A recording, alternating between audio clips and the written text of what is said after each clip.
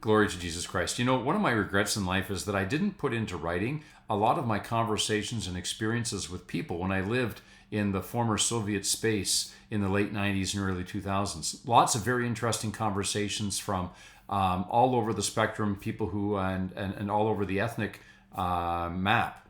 Ukrainian speakers, Russian speakers, some Jews, some Hungarians and others, Poles. And it would have been very, very helpful had I done that, because they spoke about tactics that the Soviets used to repress people then. And what we're seeing now is not dissimilar.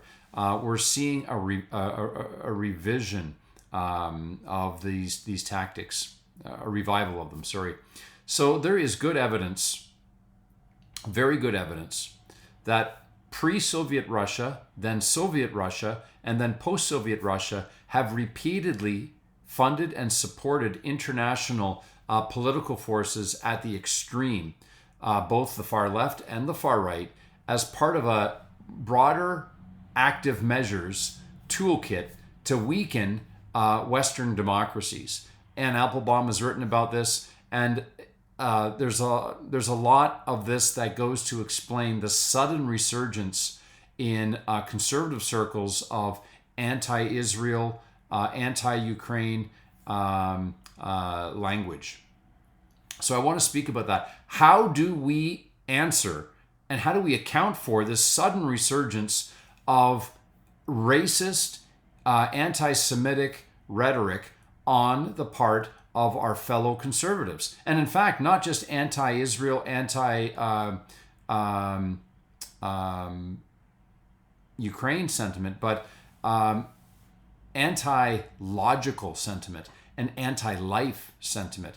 Inconsistency all over the place. These were people who 10 years ago were so logical and consistent, and now they're all over the place. Like Tucker Carlson defending Iran, turning against and being very anti-Ukrainian, anti-Israel, and you have people like this, and not throughout the political spectrum on the right. So let's go period by period of how the Russians have funded the far left and the far right as part of their active measures toolkit to undermine their enemies.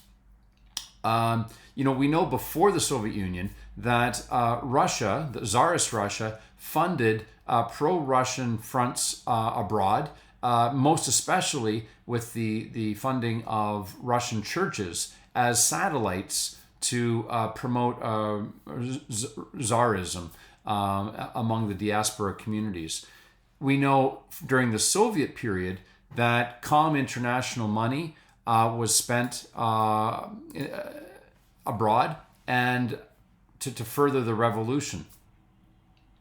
And Applebaum has a book, The Iron Curtain, and it's about how basically the USSR exported its system into Eastern Europe after 1944. The use of secret police, media, elimination first of the right, then of the non-communist left. They went after both the left and the right. And finally, purging of the party inside to get this, pure communist element. And she stressed that local communist parties were guided and advised by their Soviet handlers as to, how to seize control and use a mixture of propaganda, front organizations, and thuggery to get what they wanted. On the financial side, we know after the fall of the Soviet Union that declassified Western intelligence and archives showed that the Soviet Union ran a centralized system that funded foreign communist parties and foreign front groups. They described these documents describe Moscow as financing and directing illegal party work abroad when it served their Moscow interests. And I like to recommend one of the great books that really opened my eyes on this is the Mitrokhin Files. And if you don't have the time, patience to read the whole Mitrokhin Files, then, you could look on YouTube at Yuri Bezmenov's testimony, former KGB agent. But in any case, these parties and front groups sat at the radical end of the spectrum in Weimar Germany, France, Italy, the UK. explicitly aiming to overthrow parliamentary systems and pull social democratic voters further left. So in this era, the Kremlin primarily invested in the far left to destabilize the anti-Soviet governments. And then you go into the 60s, 70s, and 80s, and we see support from Moscow for violent extremists and terrorists. And by the later Cold War, active measures broadened from just party funding to armed groups and terrorists. And this pops up time and again, of funding terrorists, insurgents, citing just instability, throwing into the mix arms, money, paramilitary training for countries around the world, the Middle East, Africa, Cuba. Here, I want to point to Anne Applebaum's work that it's more about methods than specific bank transfers. In The Iron Curtain, her book, The Iron Curtain, and related talks, I've listened to her speak, and it was interesting to see these far left professors at Carnegie Mellon University here in Pittsburgh, yelling and screaming at her for talking about the Holodomor being engineered by Moscow. It's just absurd. People don't want to live in reality.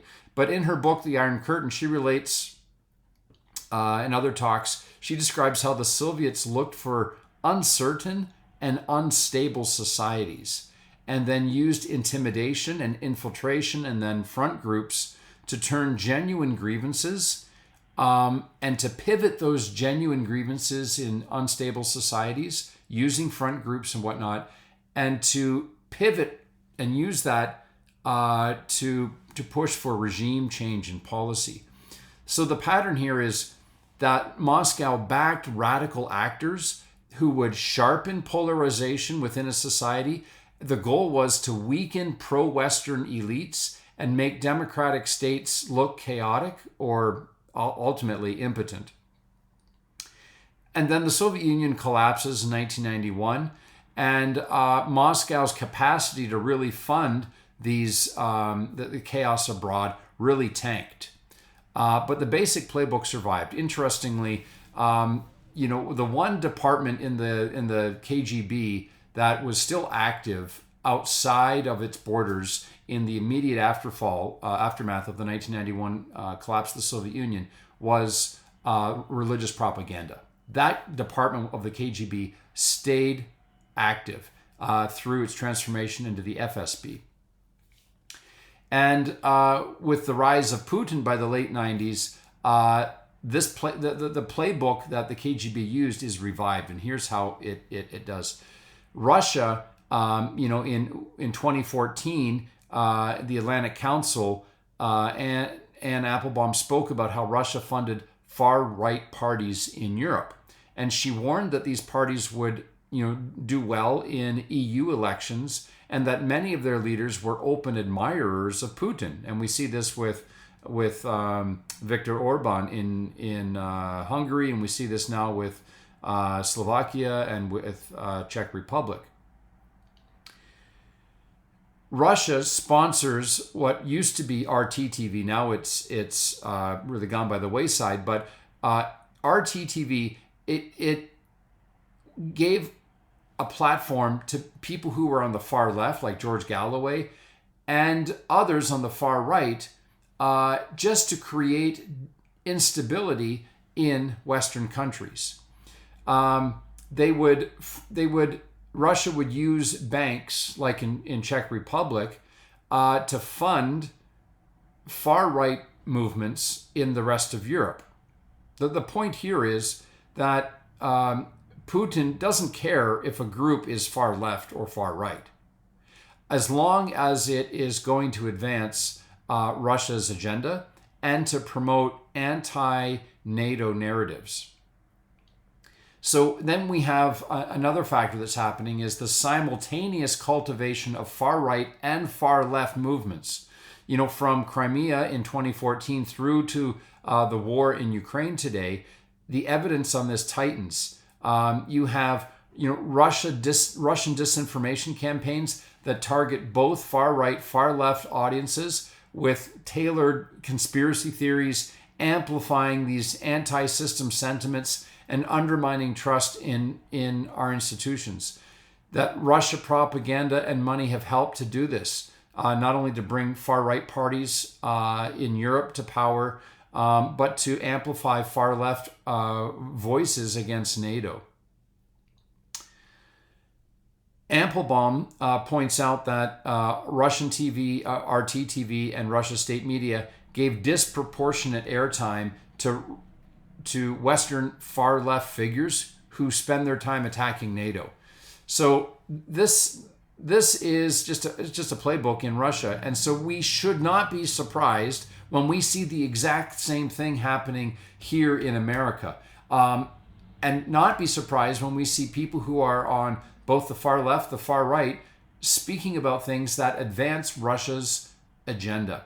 The goal is the same. It's to weaken pro-Western governments, to fracture alliances, and to delegitimize our institutions. And they do this through, channeling money, or if that doesn't work, then, honeypot. They use exploitation through sex. They use weapons and training of people in special operations. And they use media amplification. They use whatever they can do on the far left or on the far right to destabilize a target society. Russia's information strategy is simple. It's to amplify friendly voices at home and to bludgeon its enemies abroad and flood the zone with flood the zone to the point where the public just gives up caring. It bankrolls respectable outlets and influencers to make Moscow sound pragmatic and to sound misunderstood.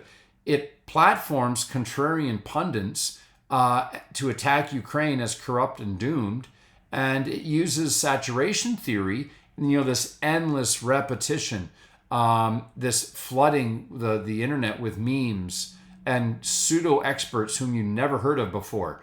And then the infamous method, I'm just asking questions in order to give cover for what Russia really wants to do, and to use these people also to float contradictory narratives, to exhaust our attention, and ultimately to dissolve resistance. That's the goal. It's just to evaporate our will to push back. So we have to be careful when we consume media online. They will recruit really articulate people, local validators in columns, in podcasts to tell a sympathetic Russia story. They will pound, for example, the issue of Ukraine with stories that, it's futile for Ukraine to fight, that NATO started this. They will pound Israel with shame, absurd theories of Zionist takeovers, false reports of brutality. They will play with the internet algorithm, and they will have all kinds of comments flooding in there on videos, coordinated reposts. They will have these targeted clips. They will use bots to amplify certain trends. And it's this agenda to use both sides to create confusion and smog and release conflicting claims. So ultimately, truth just seems unknowable, and people default to apathy. You see this with LifeSite News. Just these glowing reports of life in Russia.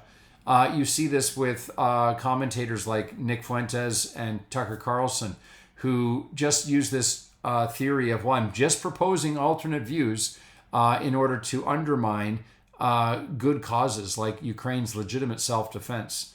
So what we have to do here is we have to call out the lies and the darkness. We have to show on media platforms the concrete costs of letting this saturation theory win. And by calling these people out, we let them know that they're on notice. We cannot just give them a pass. We have to call them out, tell people what they are. They're paid operatives. They're flooding the zone so that people just mentally capitulate. So what we're facing is a spiritual form of combat in which people are are overcome with the ability to fight back. They're just overcome. They don't think they can fight back. And that's where we have to speak the truth.